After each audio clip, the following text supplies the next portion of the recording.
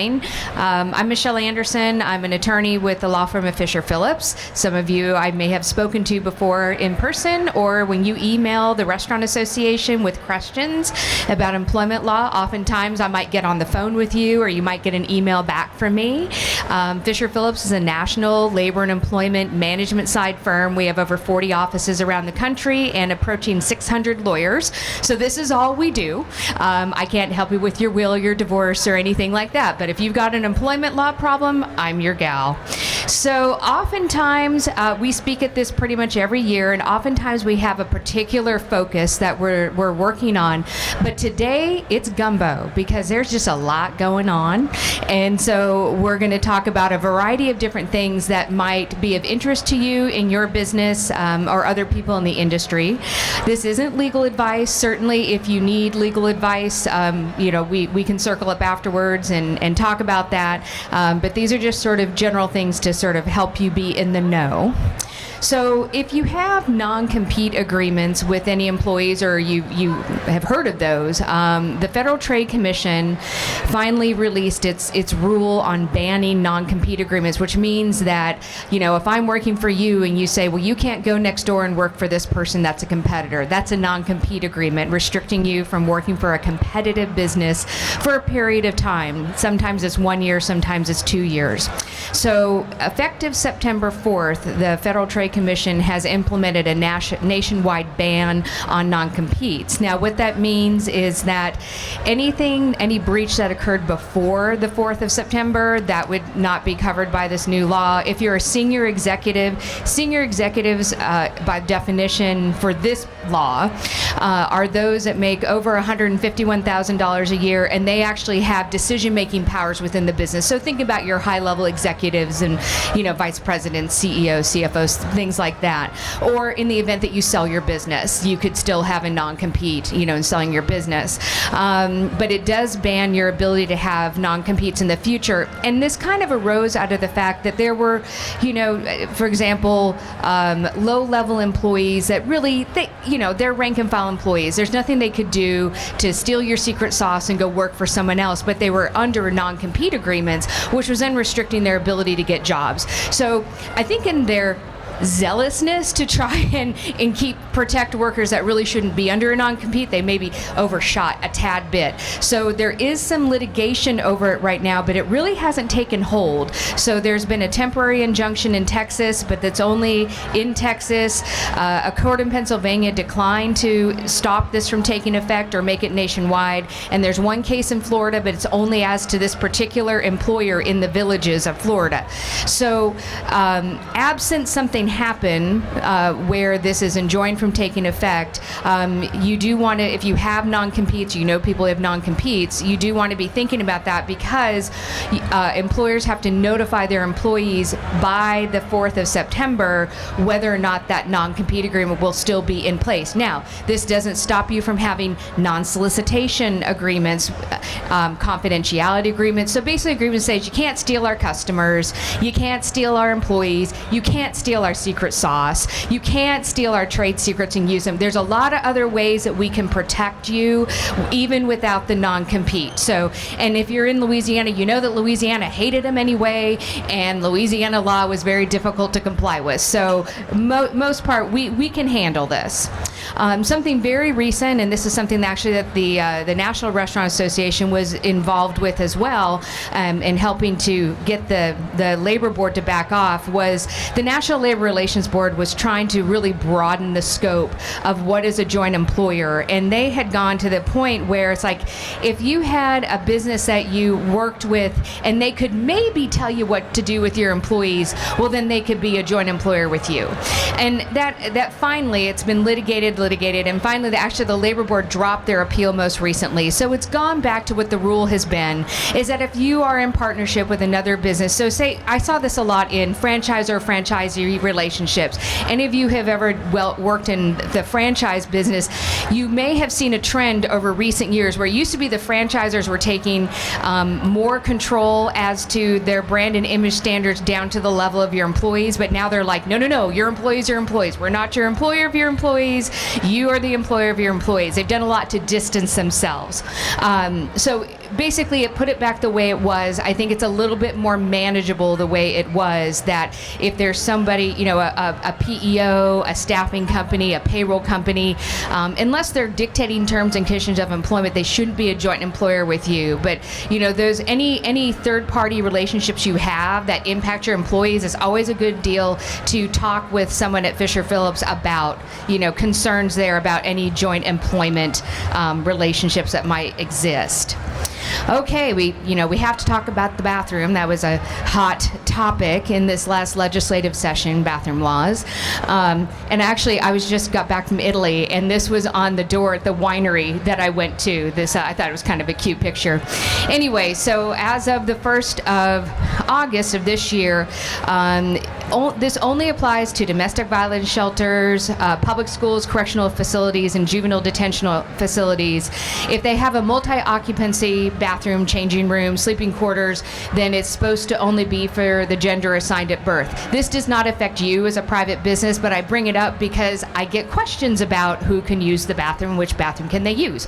The federal law says that we have to let people use the bathroom. OSHA, you gotta let them go to the bathroom. And we need to let them use the bathroom with which they identify. I would say, I don't know what's going in the bathroom other than go into the bathroom. I don't, that's why we have harassment and discrimination policies and other things in place to address things that shouldn't happen in the bathroom. But just know that if your employees say something, ask something, a patron asks you a question, this law does not apply to private businesses. Okay, another big one that's been a hot topic, you probably got some communication from the Restaurant Association about this, is weapons. So you're probably aware that Louisiana has now become a state where you can conceal carry a firearm without a permit, so long as you're 18 years old, you don't have a felony conviction, you're not under the influence of alcohol, which the standard for under the influence, of course, is different than driving. The BAC is lower for that, or a controlled substance, but you don't have to have a background check, you don't have to have training, and you don't have to have a permit. And so, of course, a lot of people are very concerned about that because a lot of people don't want weapons in their place of business or place of employment. And of course, there are a number of places that you cannot bring them. I always laugh because, of course, I actually testified against this legislation. Even though I am a gun owner, I'm a responsible gun owner, and I don't think that more guns on the street make us more safe. So that's my soapbox. But nonetheless, I had to, I found it curious that I could go to the Capitol, testify with it, but not with my firearm, right? Because you can't take it to the Capitol. So anyway, there's a number of places that you cannot take your firearm, but it's up to private businesses to determine what you want to do. So the good news is, all you got to do is post a sign. And this sign is available to you. It's on the LRA website, or if you email me, I can email it to you. It doesn't have to be, unlike some states that say you have to have particular wording, a particular size, or anything. This literally can be printed on a regular piece of paper, and you post it by any public entrance to your space. And I've had people say, oh, well, now the criminals know where to go. No, that doesn't mean that you could not decide as a private business owner that you want to have a security person, or you yourself, maybe you yourself feel comfortable, carrying a firearm, and you want to be, that is a choice. But what this says to people is that you cannot bring this into my home, my place of employment, without my knowledge and consent. That's really what it's saying. And that way, if you notice something that you think is, improper, you can certainly reach out to the authorities and then say, well, look, we don't allow these in our place of employment. But what do you need to know? So you might have employees say, it's my constitutional right. And it is not their constitutional right to bring a firearm into your place of business. What they do have a right to do, and this is under state law, is they do have a right to keep a legally owned, lawfully possessed firearm locked in or to their vehicle, even if it is in your parking lot.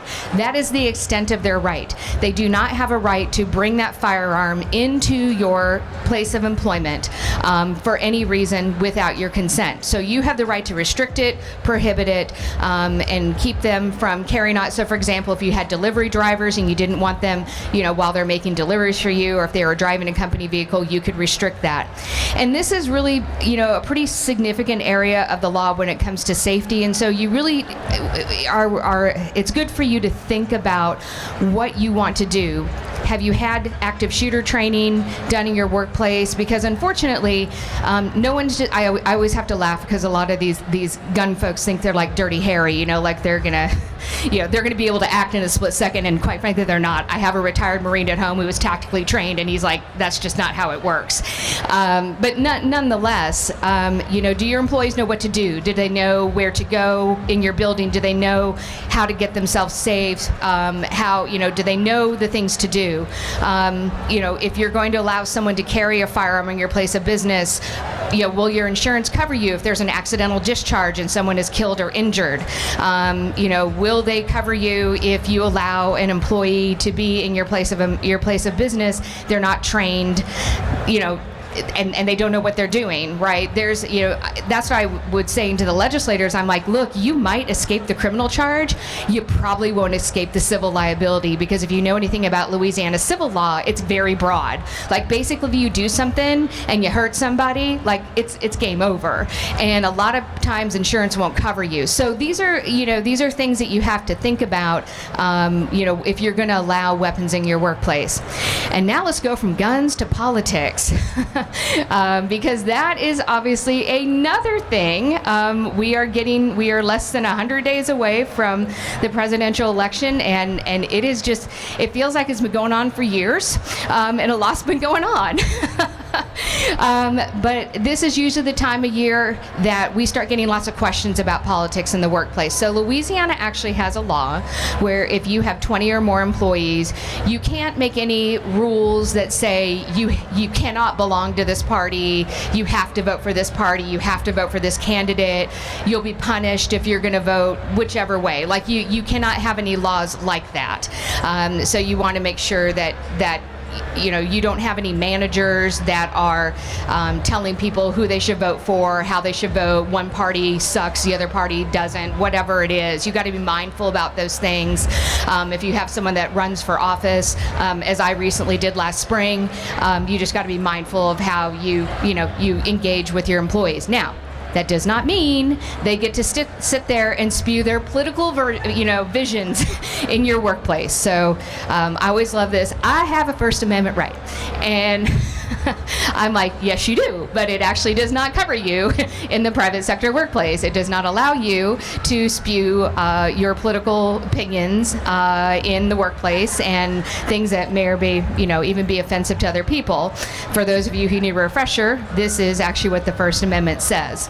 And so sometimes, we just have to direct people back to their high school civics lessons about what they can and cannot do. Another reason, though, you want to set it separate from the whole Louisiana law, you have to be mindful of the fact that sometimes people's political opinions can also bleed into discrimination. So when someone creates a hostile working environment, it's offensive, it's unwelcome, it could be severe where one instance is enough versus it happens over the course of time.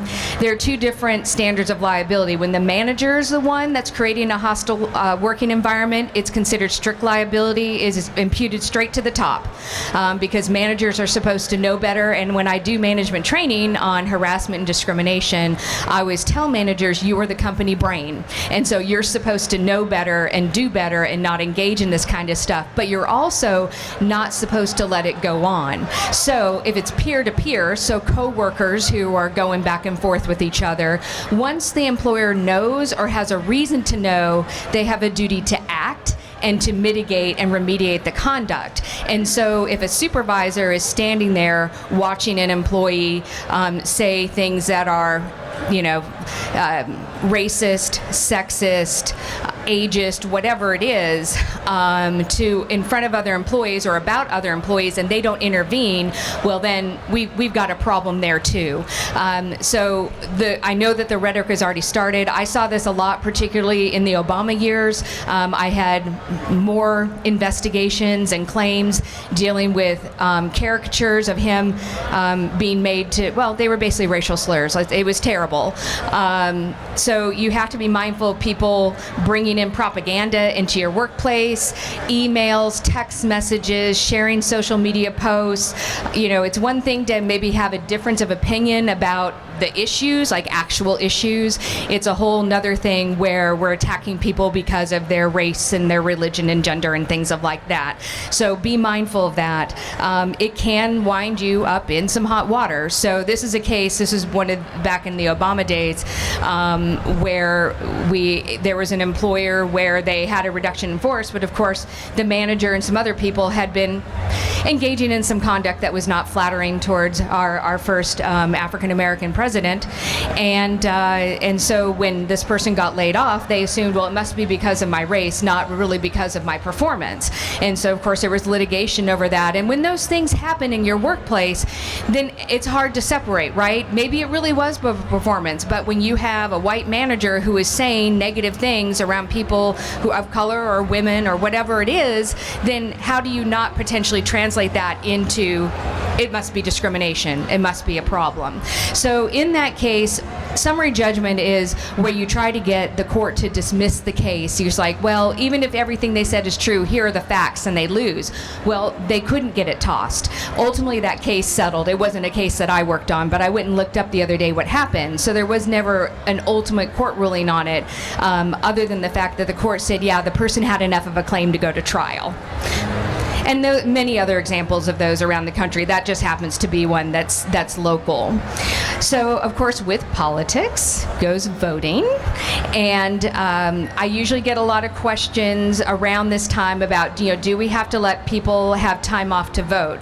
So Louisiana is not a state where employers are required to give, either unpaid or paid time off to vote. We are, however, fortunately a state that has early voting. So some of the states that have voting leave laws is because you only get to vote on the one day that the polls are open. And I bring this up too because in the presidential election in 2020, 70% of registered voters in Louisiana voted.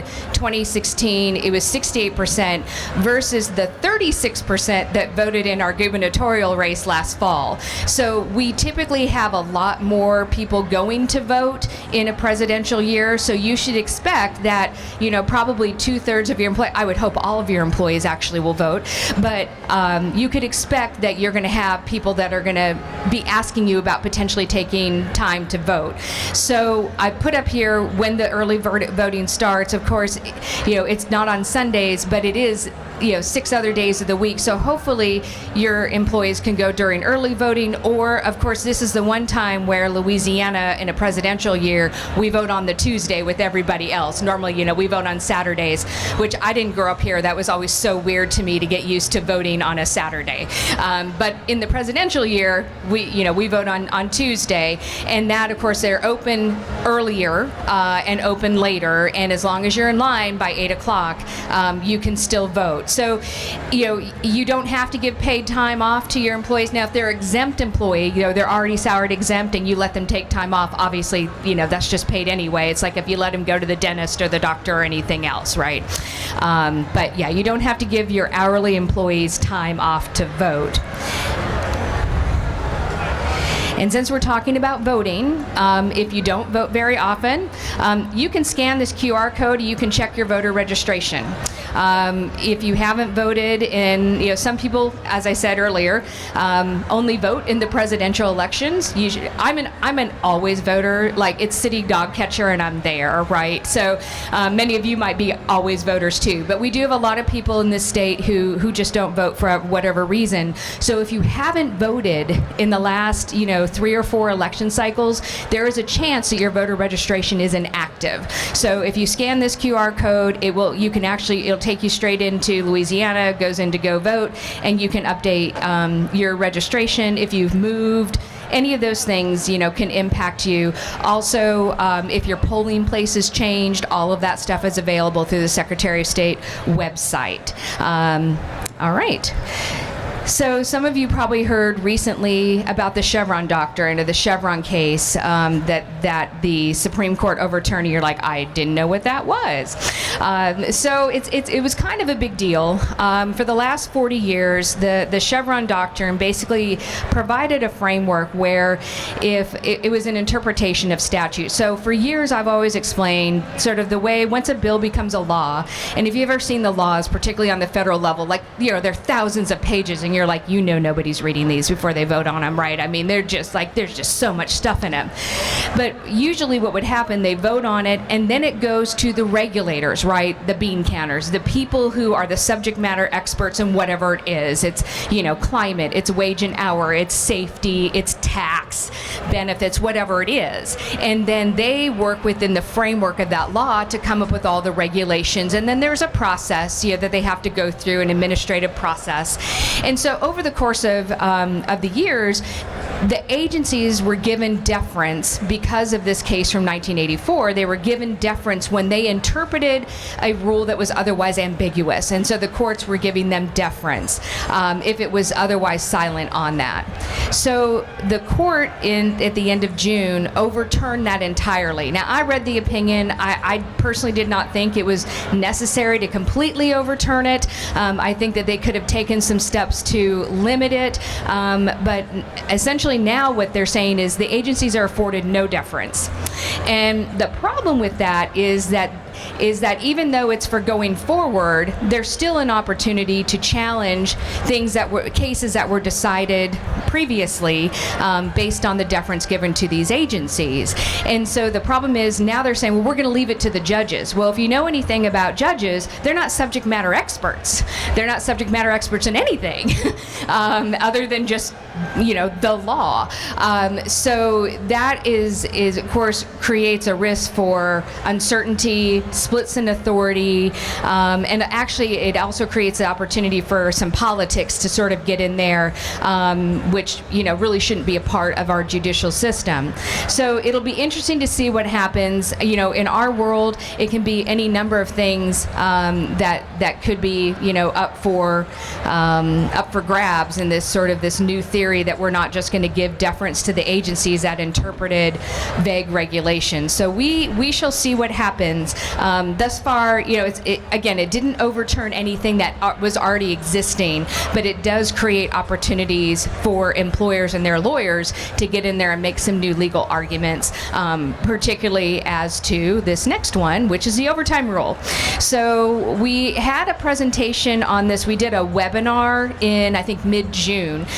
So if you're a member of the LRA and you have questions about the overtime rule, they do have that recorded and available to you. But I did just want to touch on it because I know not all of you maybe were aware of this.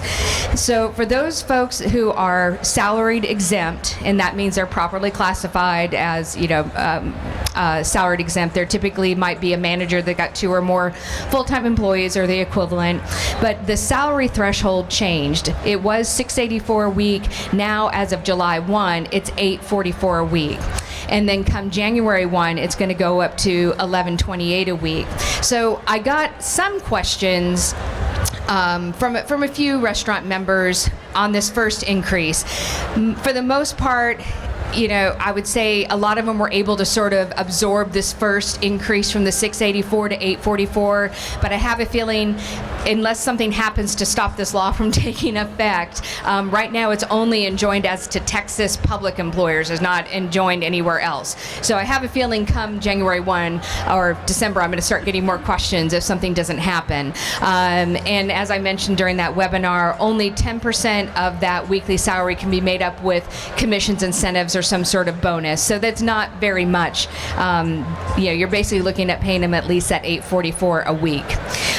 If you have highly compensated employees, this actually came up quite a bit during the webinar that we did. The highly compensated employee, this is someone they're not manual labor, so this isn't, someone like your chef in the kitchen.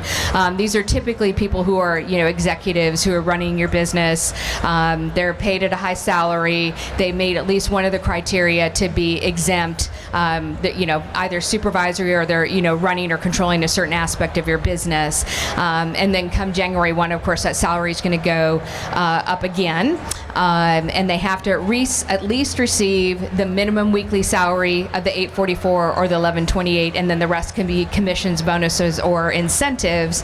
But they have to actually earn that. So if for whatever reason you got to the end of the year and they hadn't hit that threshold, you'd have to true them up. So again, that is available available to you through the LRA. If you have people who are in this situation and you're thinking, man, I just don't know that I can go to 1128 come January 1, you want to be evaluating, are these positions truly exempt, looking at classification status. Anywhere in this presentation where you see something underlined, of course, we'll make this presentation available to people. That's a hyperlink, and it takes you into either guidance on our website or guidance at the Department of Labor. So if you have questions about classification, if you have questions about, well, what do I do? Okay, so if we've got people who we're going to convert from salary, are we going to put them to an hourly position? At what rate are we going to, put them at? Because if I just take their salary and divide it by 40 hours, and now they're going to get overtime, maybe that's more than I want to budget. So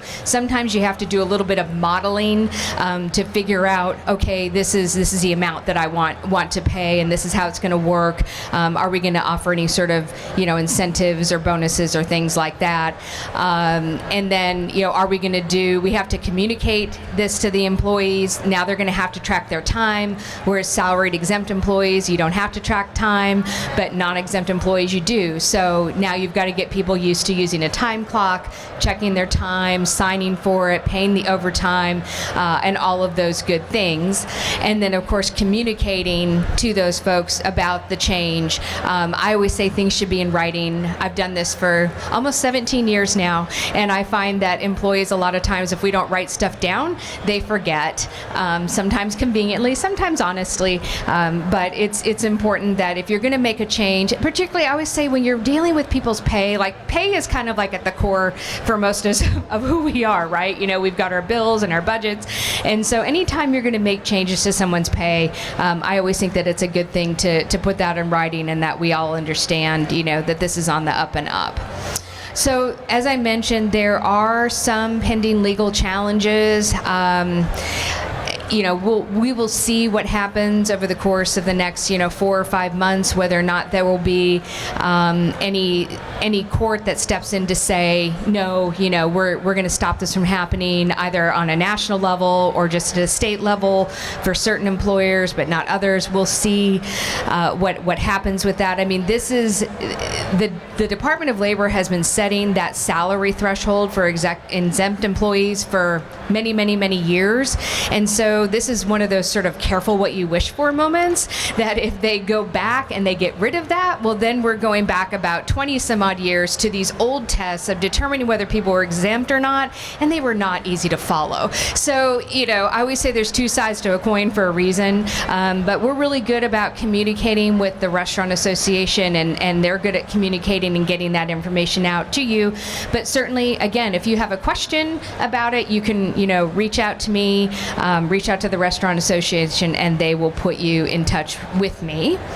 And the last thing I want to talk about, so we leave some time for questions, is the 80-20 rule, the side work. We spent a lot of time last year talking about tipped employees and making sure that if they had a good chunk of time where they were not able to get a tip, that you were paying them at least minimum wage. There's been a lot of litigation over the Department of Labor's rule about setting sort of this, somewhat arbitrary, but not necessarily arbitrary, sort of it, once you get over 30 minutes, then, you definitely need to be paying a minimum wage. The challenge has always been with this 80-20 rule on side work is that how do we know when someone exceeds 20% of their overall time doing things that don't generate a tip? And when we talk about things that are not generating a tip, we're talking about, they're taking out the trash, they're stocking the bar, they're cutting fruit, they're, mopping the floors, they're doing things and there's no customer there, right? It's after you've closed or it's before you've opened. And even before this most recent rule and litigation came up, my typical approach with my restaurant clients that had tipped employees is I would say, look, if you've got, and I used 30 minutes before the Department of Labor even came up with 30 minutes. I said, if you had 30 minutes of time where I could identify that there were no customers there, just pay them $7.25, right? I mean, it's if you've ever been sued under the wage and hour laws, if you've ever had the Department of Labor investigate you, you know that if you just would have paid that extra, couple bucks an hour for that 30 minutes, that it would have saved you a huge headache. Because, unfortunately, wage and hour litigation and investigations get to be really expensive. They go back up to 3 years. If they find that you didn't pay them properly, you owe them all that money, and then times 2 for liquidated damages. If there's a lawyer on the other side, well, they stick their hand up. They want their fees, right? And so it's one of those things where I'm like, how much risk do you want to assume? So we'll see what happens. But again, this is another careful what you wish for moment, because 80/20 isn't going to go away per se. There's still going to be people out there testing it, right? So if this goes away, then there's just more lawyers. I spend my whole day protecting my clients from other lawyers, other people in my profession. That's what I do. But there'll be other people who are out there trying to test this and say, okay, well, now we're back to what's 20%. And we don't have people tracking time that way, right? Rolling silverware and all of that. So we'll see what happens. There was an oral argument at the Fifth Circuit a few months ago. I suspect we'll hear something in August. But, we want to do what we can to make it easier to run your business. All right, so we've got 10, 15 minutes. Questions? You have a lawyer here that's offering free advice, right? No?